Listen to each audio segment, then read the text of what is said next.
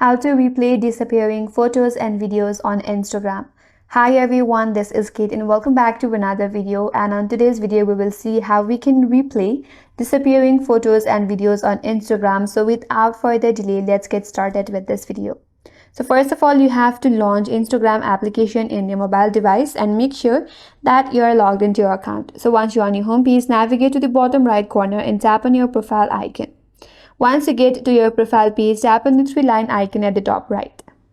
From the settings and activity, under how you use Instagram section, tap on your activity, and here scroll all the way to the end and tap on download your information. Here, tap on download a transfer information button and then select your Instagram account. Then tap on next button. Once you're here, select the second option, that is some of your information. Scroll down a bit and then select messages only and then tap on next. Once you're here, tap on download to device.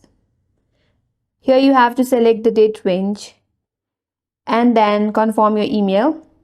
Select the media quality and once done, tap on create files. Now your information is being prepared for a download, and once it is available, you can download the document and there you'll be able to view one's photos or videos on Instagram and you can replay them. And that's all for today's video. Hope this video was helpful, and if you're new to our channel, consider subscribing. Thanks for watching and stay tuned for more videos.